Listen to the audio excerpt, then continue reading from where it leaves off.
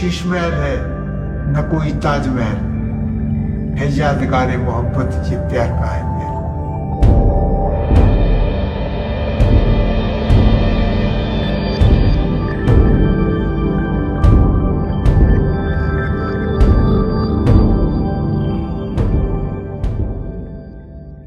हमारी बीवी जो थी वो गोरी थी, हमारी माँ के भाई की लड़की थी। उसने देखा था तो उनका नहीं, मैं तो उसी से शादी करूँगी। तो वो शादी जो है हमारी तय हो गई और जून 1953 में 14 जून की बारात थी और 15 जून की रुखसत। और उसको जब वो शादी होने के बाद वो मेरे साथ गई तो रोटी ठीक से पकाने नहीं आती थी, मैंने पकाना बताया था। फिर वो इतनी बेहतरीन रोटी पकाने लगी थी कि हम तो सवाल ही नहीं है हमारे पकाने का। अब पढ़ने में ये था कि वो कुरान शरीफ तो घर की पढ़ी हुई थी और इसके अलावा हमारे मामू ने कहीं नहीं पढ़ाया। तो हमने उसको उर्दू की जो है छोटी छोटी किताबें लाके, छोटी छोटी कहानियों की किताबें लाके उसे कहानियाँ पढ़नी सिखाई। फिर वो नावल थे, वो जासूसी नावल और रोमानी नावल और कौन से वो ला के हमने पढ़वाए। तो वो पढ़ना जानती थी लेकिन लिखना नहीं जानती थी। जब हम फिल्म देखते थे तो वो भी हमारे साथ जाने लगी, नो प्रॉब्लम। और उस जमाने में वो चूँकि आमदनी कम थी तो फर्स्ट क्लास का टिकट नहीं होता, थर्ड क्लास का 5.5 आने का टिकट लिया करते थे। वहाँ अलीगढ़ में तस्वीर महल है एक पुराना सिनेमा हॉल, तो उसमें देखा करते थे तस्वीर फिल्म।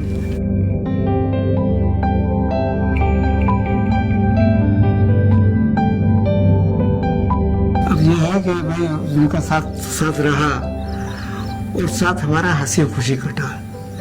कभी कोई ऐसी बात नहीं हुई जिसमें कि नज़ा हो। फिर ये था कि जब वो अच्छी थी और बच्चे हमारे हुए नहीं तो कभी उसको एहसास होता था और वो ये कहती थी कि हमारी न्यास पाता तो क्या कोई हमारा जिक्र भी नहीं करेगा, हमारे मरने के बाद कौन हमारा जिक्र करेगा।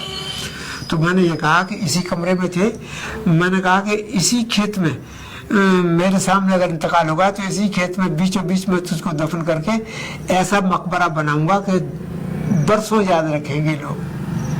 और मैंने आज तक इसमें किसी का एक नई पाई भी नहीं लगाया है।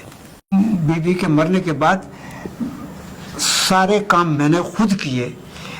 उसका कफन भी लेने के लिए मैं बाजार खुद गया।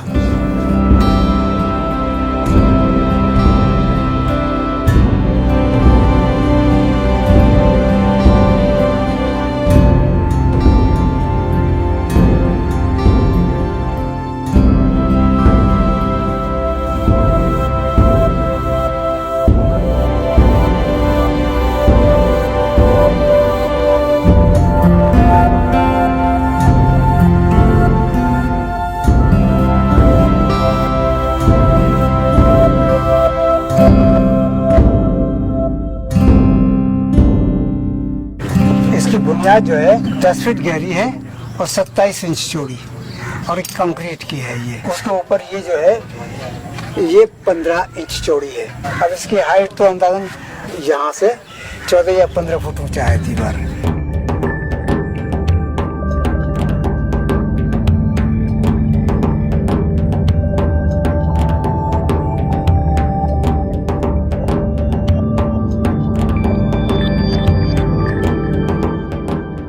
वो जो कब्र एक बनी हुई है और ढकी हुई है उससे, तो वो तो मेरी बीवी की कब्र है।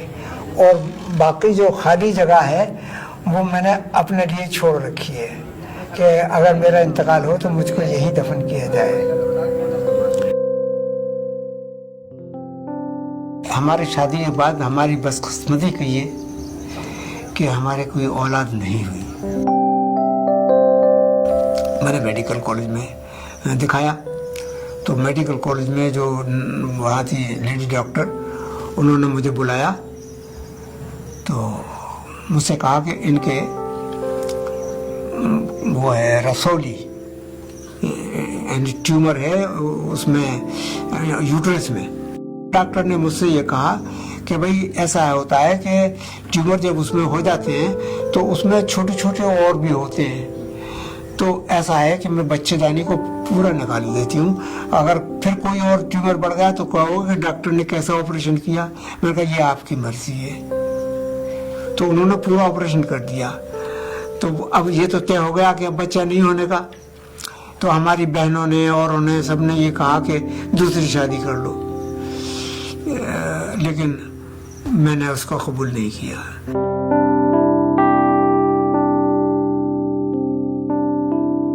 बस एक कसक दिल में रह गई कि